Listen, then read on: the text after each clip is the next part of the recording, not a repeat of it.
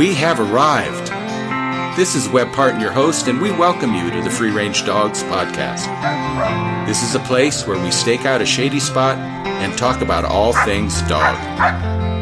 Find yourself a soft piece of grass, spin a few circles, plop down, rest your feet, and join us in this joyful conversation.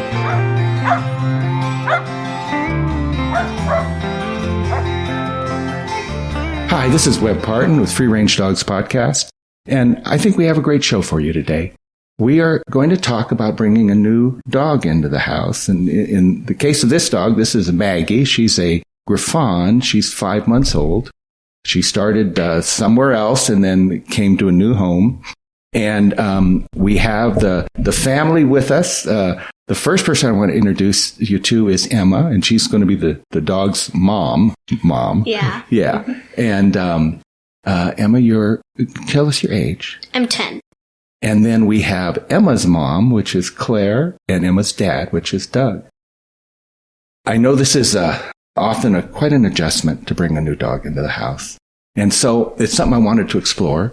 And I know that in order to have that space, you had had a dog before, and that's probably a good place to start, to talk about your first dog and that loss, so to speak, and then bringing this new kid in to kind of continue and carry on that process. Your first dog was Toby. Why don't you tell us about him, Doug? Yep. So Toby, he was a yellow lab. We got him the year he was married. We married. We got him, and he was 14 and a half when he passed, which was about 2-3 months ago. And he was before, we call him BK, he was before kids.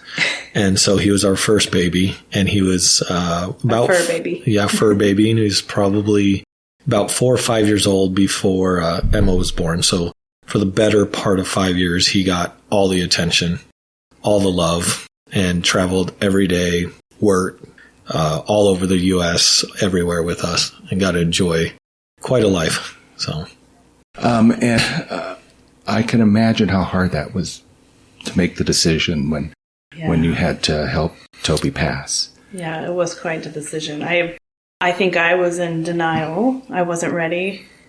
I had this feeling like, oh, he's going to let me know when he's ready. I think Doug was ready for way longer than I was. He was prepared. I wasn't. But he let us know one day. He let us know. He looked at us. Like, I might get emotional, but he was struggling. One day he was struggling, and we just knew it was time. So I think Doug and I did it the right way, and we had our kids around him, and they all got to say their goodbyes. We had them come to our house. We talked a lot about, do we want the kids involved, in what aspect, and we made the choice to have the kids involved, because he was as much a part of their life as he was our life. And so we had the kids come here. The people were very professional. You could tell, obviously, they had been with kids before, and made the process, I think, exactly what we anticipated, which was, that was the nerve-wracking. Would it go the way we hoped it did? And it was a smooth transition, and I think Emma could probably give her perspective on as how it went. But yeah, it was very sad. I don't think anyone liked it, especially me, just being picked out of school, saying that Toby is going to be gone, and yeah. It was a hard day, but at least he was so happy to be surrounded by us, especially you, baby girl. Huh? Yes. Yeah, and I know that, loss is such a hard thing in life, but it is a part of life. And with loss comes renewal, and comes new dogs in the house, and new dogs to love, and new souls to experience. And I know that loss, it's something that you guys did right. Yeah. Okay, you did it right. And you allowed Emma that chance to have that closure and to experience that, to help Toby transition. Yeah. I know that, there's probably a whole new podcast on a whole different subject, but when you don't handle loss properly, you end up, 40 years old with a 14-hole dog trailer. So, that's not necessarily bad when they're bird dogs. Well, I don't know. Because I know that for me, that early loss for me, or series of losses, was, of course, a different world and different time. Yeah. So what it did is it opened up a chance for you to bring a new dog into the house. Yeah. And I'm sure that there was a lot of discussion about, okay, is it time yet? Is it? There was zero discussion. Oh, are you kidding me? Are you kidding me? I think Doug had in the back of his mind, like, he knew what kind of dog he wanted. He just was waiting for the right timing to ask me. Mm-hmm. And actually, the timing worked out pretty good with Maggie. Somewhat serendipitous. Like she was supposed to be with us. But, a puppy basically means another child. In my opinion, you're going to not sleep. You're going to deal with pee and poop and barf. You're going to deal with fighting and noises. And you have to get through that, toddler puppy stage, which I was not really looking forward to. So, but happily, I am so happy because Maggie is actually better than I expected. Way better than I expected. A little bit older, so a little bit more mature, past the puppy teeth and the, house training, house breaking. So kind of were able to skip that. Now we're just into the, spastic, preteen, chewing on everything, zoomies around the house. So, but it's fun. It's fun. And we have, a 4-year-old German short hair Finn. So, it was really interesting losing Toby. You could see it with Finn. You could definitely, it was palpable. And we also have a 9-year-old cat who started marking randomly in the house. Mm-hmm. Never once in that cat's life has it ever went to the bathroom in the house. And now it started marking around the house. Our other dog was, you could just see a little bit of depression with him. And the whole house was kind of bummed. And so we waited. I had been doing a lot of legwork the previous year knowing this was coming with Toby. And I would like to have a lab. And I did ask that question first, and she said, absolutely not. We're not going to do another lab yet. So knowing that would most likely be the result. We had Maggie, the Griffon, and she just kind of became available. I had been having discussions with a couple breeders, and it just serendipitously, I would say, just popped up, and I brought it to her attention one day and said, hey, you want to fly to Utah in 2 days with Cooper, who's our 8-year-old son, and pick up a new dog. So now we have Maggie. Yeah. And I said yes. Yeah. And it's having lived in the dog world a long time, I don't know that it's random. It's almost like it's preordained. They are certain, a slot opens and a dog finds it to fill. They come. When the time is right, they come. And, depending what a person's belief system is, it's, for me, from my perspective, they seem to find the niche where they need to be. And they fill that loss that we feel in our life, and they come in and they complete us again. Yeah. I get the sense that she's so grateful. She's a hugger. I don't know if she's hugged you yet, mm-hmm. Webb, but you can just tell she's looking at us like, thank you. She belongs with us, that's for sure. And Griffons are generally exceptionally good family dogs. They bond well in, do very well with kids and that. So it was a good breed choice for you. I know that Doug had called and talked with me, and we had a discussion about it. Yep. Is this a good choice? Is this something that'll fit? If it was a German Drahtauer, we might have talked a while about it. But Griffons, universally, they're just kind of soft dogs. I don't mean that in a negative. I don't mean that they aren't bold and but they're like setters almost. They're sort of a soft, feminine aspect to them. Yeah. Okay. Now, that must have been quite a trip for you to go out in the big north to pick up a dog. Yeah. Oh, I was so excited. Uh-huh. First of all, I actually love road trips. I love driving, spending time with my son. I haven't had a trip like that yet. Mm-hmm. So I was excited to spend 2 days with him. And any chance I can get away from the daily day-to-day. Mm-hmm. So, yeah, we left. I don't remember what day. It was like a Monday morning. Flew into Provo. Drove up to meet Maggie at this cool shop. I forget the name of it. Shields. Shields, yeah. Shields, Yeah. Yep. The outdoor sporting goods. Yep. Big. Yeah. Yep. Oh, and so you were the big one there by Sandy. Yes. You went up to Sandy. Sandy, there you go. I have spent time at Shields. Yeah, I wanted to go in. Unfortunately, we didn't go in. I was nervous to take Maggie in there, but we met the owner in the parking lot, and she came out wagging her tail like crazy, so excited to meet us.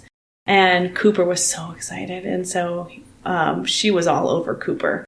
And we plopped her in our rental car, which we probably weren't supposed to do. And she had a few toys, and Cooper sat in the back seat with her.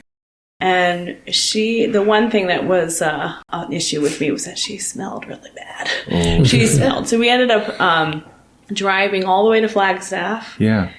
We got a hotel that was pet friendly. I had stopped and picked up some shampoo, and we shampooed her in the tub. It took a lot of effort. Yeah. But, we She cleaned almost her gave up. you the slip.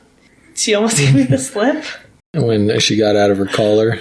Oh, yeah. We had stopped for gas, and she got out of her collar. Yeah. And I thought she was a goner. Yeah, it's terrifying when that happens with a new dog. You're absolutely right. And I was I don't even know where I stopped. I didn't know where I was, and thank God she came back to me. That scared me. Yeah.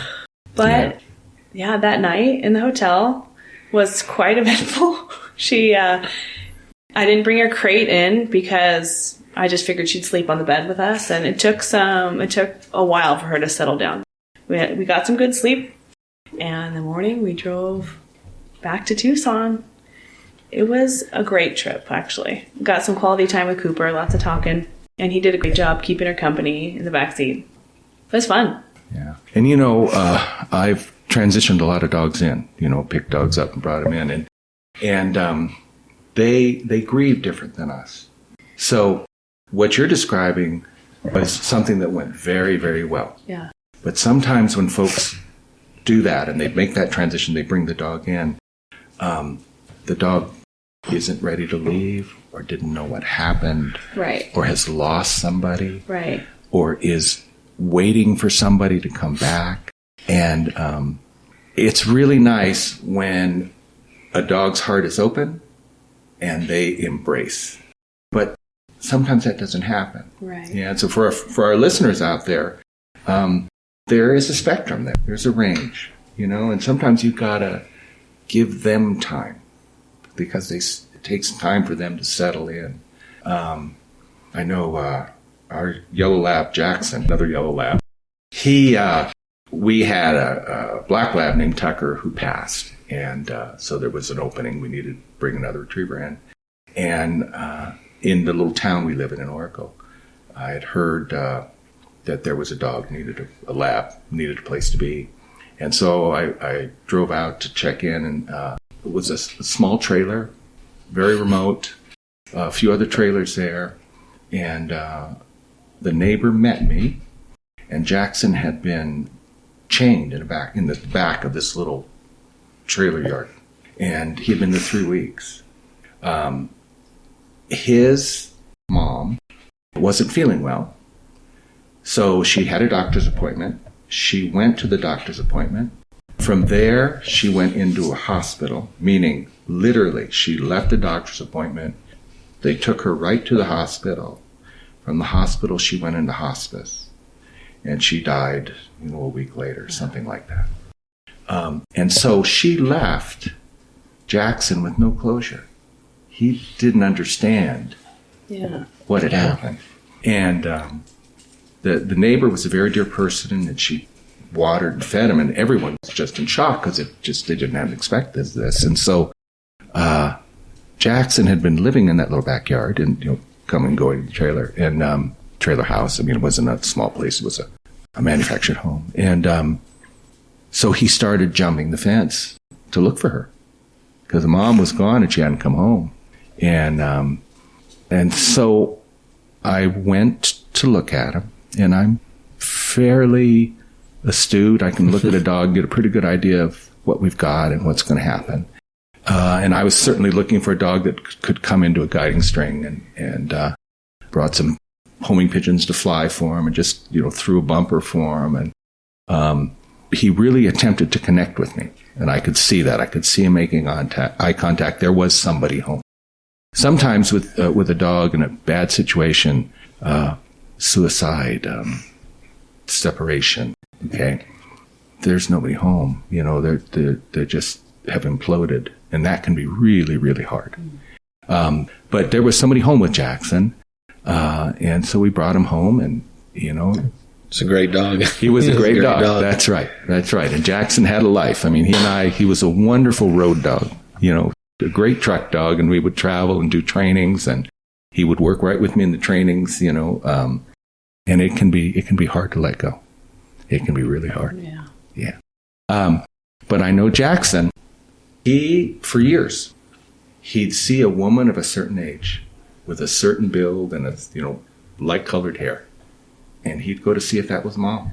Oh. He would go and check to see if that was mom. So there's a grief. You had described that earlier in the conversation, but there is a grief that they feel, and it's not unlike us. Right. So when you bring a new dog in, you've got to kind of think about that. Okay. Oh, yeah.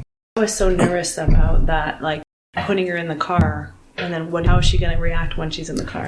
Mm-hmm. She's going to start barking or whining, and the owner was really upset. And I'm like, oh my gosh. Yeah. But and you can tell, I think, having a dog that's a little bit older, even in her instance, which is 7 months, but still, you don't know the past. You don't know everything. And us having 3 kids, younger kids, 10, 8, and 6, we have to be cautious about what we bring around, and because our kids love animals. So, as much as we try to get them to understand, you can't grab a dog and put your face in their face like you do with all of our dogs. And so, we were nervous about that, nervous about what she had experienced. And you could tell immediately everything was new to her. Yeah. And sounds were new, experiences were new. And so we were a little bit cautious at first, being in not necessarily in our movements, but just in what we exposed her to, and kind of watched her, as something as simple as turning on a hose, I could tell was new to her. Mm-hmm. And seeing the hose go, she kind of startled her, but it did not take her long to get comfortable, which, says a lot about the dog, the breed, and just her character, that she's able to, accept the change and accept the new environment. And, again, having another pretty well-mannered dog for her to follow I think, made it really easy for her. And I might mention that you are both coaches by training. Yes. Yep. Yeah. So you are teachers that understand how to interface with the dog, in effect. I mean, if you are helping young people athletically, it's not much difference from a dog. And so that probably helped you as well. Right. Yeah. We talk about that all the time. It's not Maggie. We have to teach our kids how to deal with Maggie, not Maggie. There's a lot of correlations you can make between coaching kids, training a dog, raising kids. I mean, the foundation is pretty straightforward for all of them. And we do have a lot of exposure to that. And I think, especially with Maggie, it was more about talking, and it is every single day, don't do this, don't do that, don't leave your shoes on the ground. It's not Maggie's fault she's chewing your shoe. It's your fault you left the shoe on the ground. So pick up after yourself. She likes to have stuff in her mouth. We all know that. Right. So, right. because we don't, and as a person who enjoys hunting and bird dogs, it's hard for the balance with kids.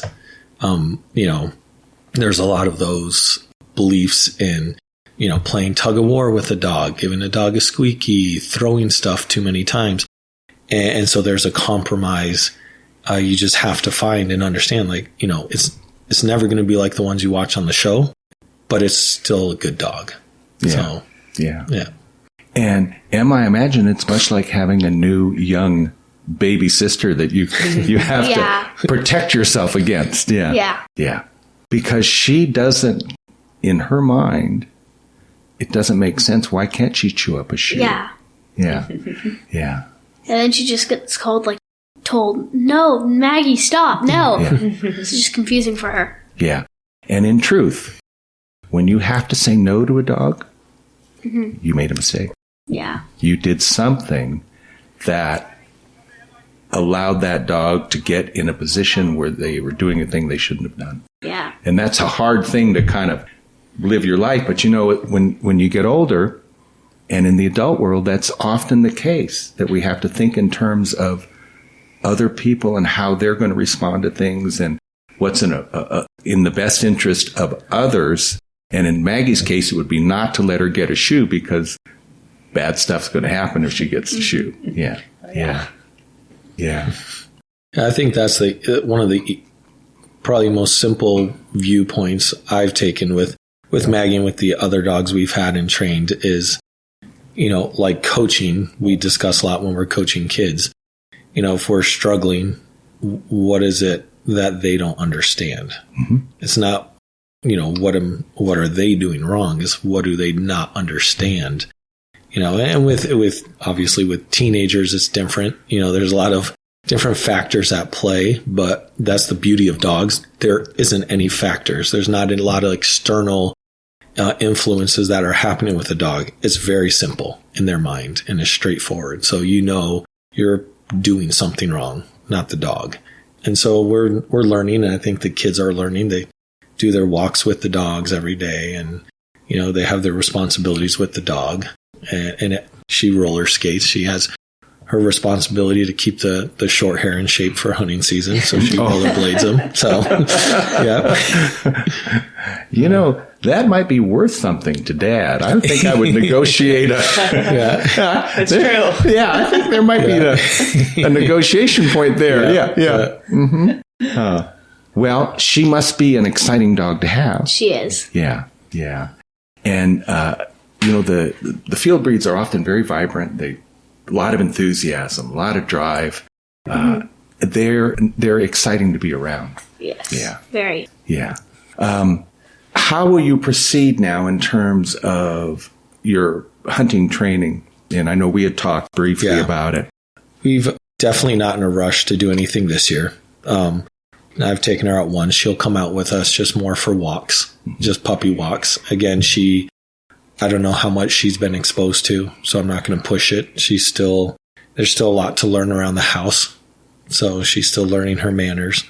But this spring, summer, we'll start working kind of formal bird training. I have a resource in Southern Arizona who's a really good trainer and very helpful for us. And so we'll get her on birds. And lucky enough for me as well, her breeder had just moved down here from Idaho after being in Idaho for 20 plus years. So, like everything I do, I'm going to use everybody around me to help me and use all my resources to hopefully get her started. And really it's just, I wanted a breed that could do cold weather. My short hair, like all of us in Southern Arizona, is warm weather dog. It gets chilly. He doesn't like it. So, something for the future to go north with and hopefully get her, into retrieving and get her kind of, following the course a little bit of the Griffon and being a really strong, versatile dog.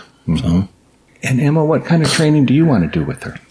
I don't really know. I just want her, when I start hunting, I want her to, listen to me like I see Finn listen to my dad. Don't we all? That dog, Finn, only listens to Doug. He only hunts in front of Doug, too. There'll be three of us out there, and he always chooses to help Dougie. Not mom, only dad. It's a smart dog. Well, who's producing the birds?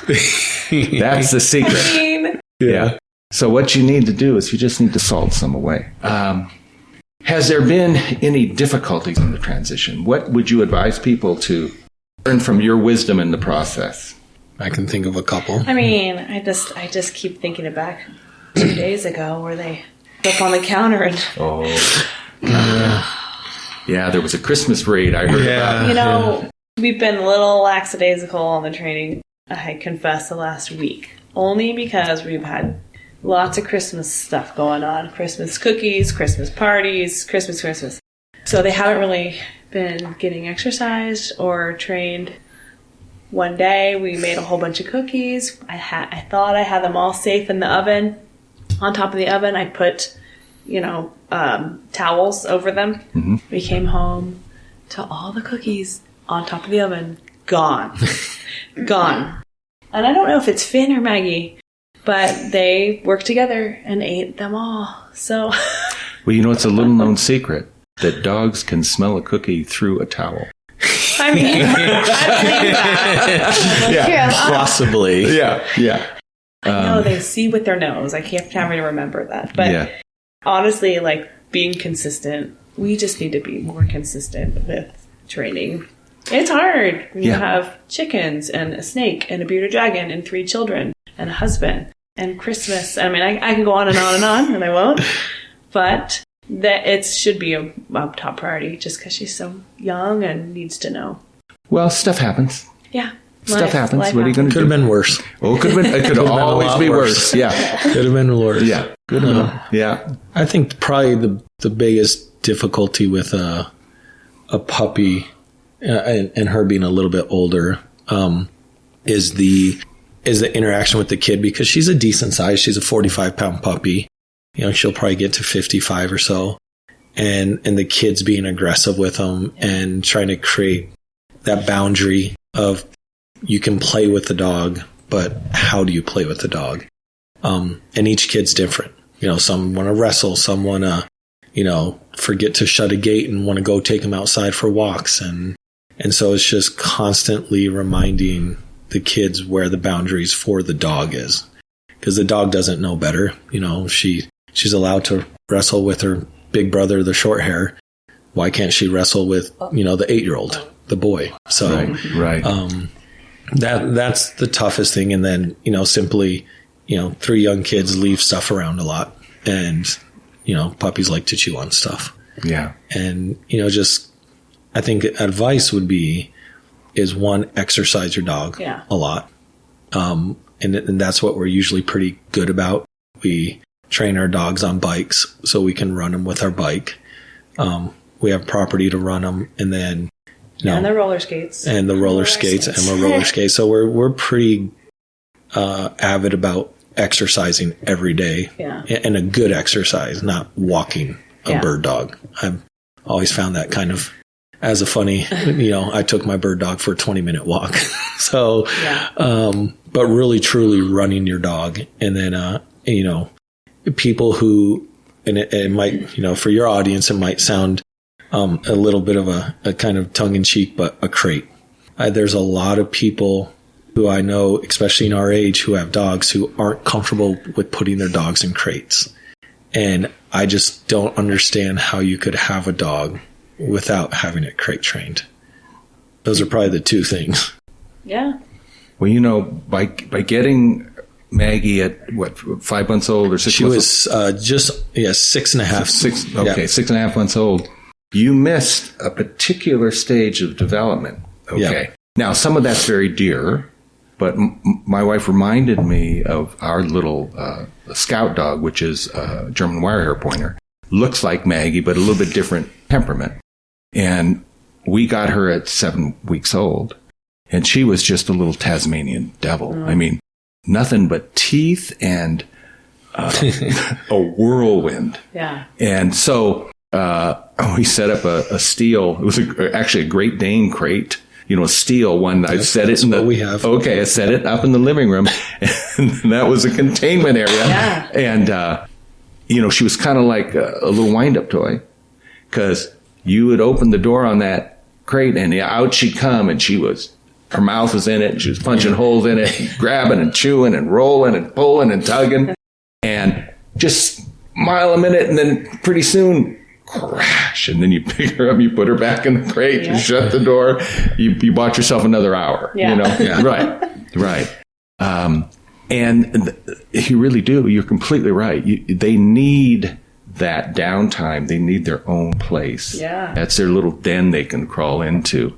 Now, you were spared much of it because no doubt she was the same way. And, yeah. When the puppies have needle teeth, it's just brutal. Yes. Yeah. Maim is what they do.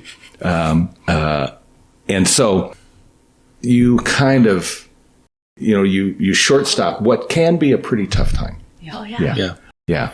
Finn came from a friend, and so we've known Finn since the day he was born. Mm-hmm. And I remember you when I said I was getting a short hair. I saw the smirk, and I knew kind of what we were getting ourselves into.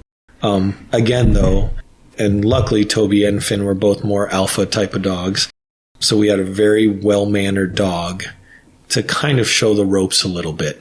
And I firmly believe that there's definitely that transition that happens when he had Toby to kind of control some of the behaviors for us. And, I'm not enough of a dog person to understand it, but I just saw it was there and you could see it. And it's kind of fun seeing the transition with Maggie, where there's certain things happen, but sometimes he'll put his body in between her. And he'll push her away from certain people or certain things. And you wonder what's going, like, he has to be thinking exactly what he's doing because it makes sense. But, you want to sometimes personify those things and you don't know if that's really what's happening. So. Well, they become friends. Yeah. And as they lay together on the rug over there. Yeah, we're looking at them. They're in the room with us, and they're crashed on the ground side by side. Paws are always touching. Yes, hands. Snooze puppies. Yeah. And she has bonded in very well. Yeah, she has. Honestly, it couldn't have gone any better. She fits perfectly with us. Yeah. I mean, she's getting along with the cat, which is a big thing for us. Yeah. We love our cat. I was really nervous about that. I was really nervous about her just being around kids, but she's done great, really. Yeah. And she does find interest in the chickens, which makes me excited. Yeah. So Finn, we can let the chickens out, and Finn knows not to eat the birds, but we haven't done that yet with Maggie. No, I'm nervous about it. She'll eat the birds. We won't do that yet. Yeah. My ex-father-in-law told me a story many years ago in northern Arkansas. He had been bird hunting, quail hunting, and he had been on a farmer's land. And at the end of the hunt, he went to pay his respects, thank the farmer. The farmer invited him in for coffee. And he goes up the step, and he goes in, and they sit in the kitchen, and they're drinking coffee for half an hour, just sort of talking and visiting, and maintaining that relationship. And so then he goes to leave, and he can't get the door open. And he's pushing the door, and the door won't open. And they finally shoulder enough, and they get it through. And what had happened is that the short hair that he had left in the back of the truck had killed every chicken in that yard and come and stacked it at the back door for his dad. So there was just a mound of dead chickens, and a very, very proud dog. My God. He did his job. Yeah. Oh, my God. Can't get mad at the dog. That's it. That's right. Having chicken soup tonight? I'm not sure how well that relationship with the farmer lasted after that, but so you might want to ease into that. Yeah. Yeah, the lab was easy. Mm-hmm. The short hair required a little bit more work to get him comfortable. Mm-hmm. And I can see it. She has the twinkle in her eye when they start making sounds. So right. I think it's a great thing. So we'll get it figured out here in the next 2 or 3 years. Yeah. And you do want to be careful about that because a chicken's a Galatian is a pheasant, is a chucker, is a okay. Yep. Same critter, same movement, same kind of scent cues, even some of the same vocalizations. Yeah, sounds. Okay. Yep. So, and dogs are smart enough to know that. They know they can't kill your cat. Right. Yeah. Okay. So just be kind of ginger with that. You don't want any sort of crossover. So you might make bird introductions before the chickens. Before the chickens. Oh yeah. So that's why, hopefully we can, in the early spring get her going on birds and get that started. And chickens are fine. Emma takes care of the chickens. Yeah, I take care of them. They're Emma's chickens. So yeah, you don't want to share those with Maggie initially. Yeah. They've been shared with a few other things already. Oh, dear. Yeah. Well, it looks like you guys are set up. You got a new family member. Everything is going well. Emma, are you looking forward to hunting with Maggie? Yes, I really am, because Finn doesn't listen to me. Like, I go out with my dad a lot, and then when I passed my hunter's test and started using my gun a little bit, not to hunt. And I'm like, wow, I'm so excited to hunt with Finn and be able to do all this. And then I'm like, I realize that Finn doesn't really listen to anyone but Dad. So I'm excited to have Maggie and see if she'll listen to me and hunt with me. Yeah. And Maggie and Finn are very different dogs. They are. Finn is bred to run and search for things. So that's why you see him out there moving and going back and forth, looking for bird scent, bird contacts, points, birds to retrieve. Maggie has those same instincts, but she is a pure, versatile hunting dog.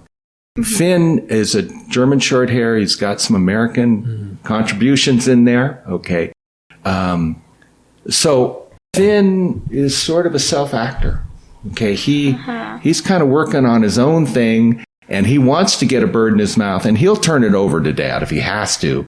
But his goal is to get a bird in his mouth. That's why he's running. Maggie, her genetics are to be beside you. Yeah. To support her person. And so she's interested in being much more of a team member than Finn is. Okay. I'm excited for that. Yes. Yeah. And you need to acknowledge that because she's going to cue on you. She's going to need your help to do that. And you might think about starting with dove shoots, something where she's not out moving away from you, but she's by you, and her job will be to come and sit by you and wait for a bird to fall. Go out, pick it up, bring it back to you. Okay. Yeah. And that will bond her in more readily. She's not going to run as big as Finn. No. She's going to work in closer. She's going to have better ground nose. You might focus on Mearns quail with her. She'd probably be a pretty good Mearns quail dog. Yeah. Okay. Yeah, I'm excited. just even walking with her out in the desert a few times. She's young. Sorry, that kid's in the background, but she definitely likes to she's still young, but she stayed. It was just easy for her. She just cruised and dealt with the cactus, which is always pretty much any time you take a dog in the desert the first time, the goal is to get cactus, but not in the mouth. So, so they learn. Right.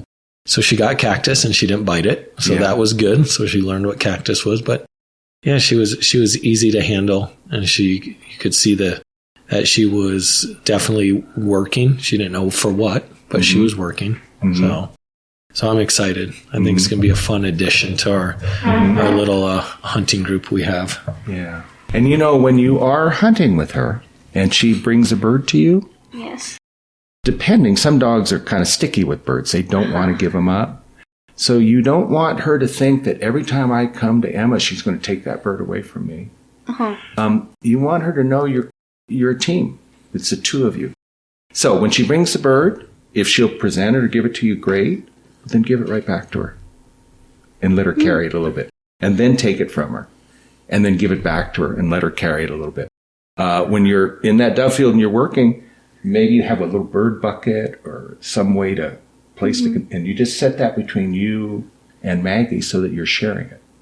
So she knows that it's me and Emma, and those are our birds. It's not Emma taking a bird away from me. So think in those terms when you're with her. And what you want to do is be a team member with her. You need her to know that she's there to support you. Yeah. Pretty cool. And let Dad shoot some birds. Don't shoot all of them. I knew that was coming. Yeah. Well, it is a great adventure. And Miss Maggie is up and she's wandering around right now. Finn is left and she's wondering where Finn went. So now, what are you gonna bring any more dogs in, or is 2 a good number? More. Yeah. 2 is a good number. I think sooner than later, we'll add 1 more. But we'll see how Maggie develops. I like to kind of finish the dog I have in front of me before I start working on another project. Well, so, Finn is how old now? he just turned 4 last week, so he's... Yeah, you got a few years with him. Yeah. He's... There's again, I'm referring to that 14-hole dog trailer. Okay. There's a process when you have dogs. 1 dog, I think, is probably not enough. They need each other. 2 dogs is a good number. Yeah. Okay. 2 dogs can be accommodated in most pickup trucks very easily and not take away your ice chest room. Okay. You could put in 2 pet porters and still have a whole bunch of truck bed left. But when you get to 3, world changes a little bit. Okay. And you saw the new truck. It has a big bed. Well, and it has a shell. Yeah. I've had 4 in there already. Well, the problem with 4 is that then you don't have much room for anything else. I know. And then your ice chest and your storage stuff is on the seat behind you in the cab of the truck. True. So 2 is not a bad number. No. 2 is not a bad number. Man to man right now. Yeah. Right? 1 more and we'll have to go zone. Zone defense after that. we did that with the kids. 2 was smooth. 3 was a game changer. Yeah. Well, I guess we should learn our lesson. Yeah. So you might want to just think about that and plan it through. 2 isn't a bad number. 3 can be, it's the next level. Yeah. Okay. And once you go past 4, you got a dog trailer. So you don't want to do that. Yeah. One day. One day. Well, it's been so nice visiting with you. And thank you for taking the time to talk about this. I know that it's exciting to get a new puppy in. It is. Yeah. And it sounds like you guys are going to have a lot of adventures in the future with them.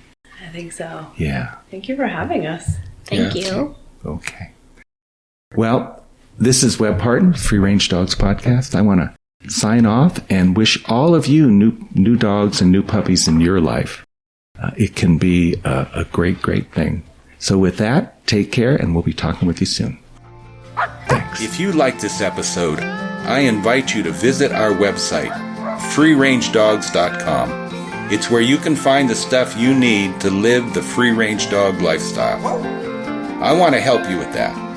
Book a consultation call or an in-person training, attend one of our ongoing events, or join our online membership program. We got it all on freerangedogs.com. All right, it's time to head back to the truck and the water bucket for the thirsty dogs. This is Webb Parton signing off, wishing you the boundless joy that comes when you share the outdoors with your best friend.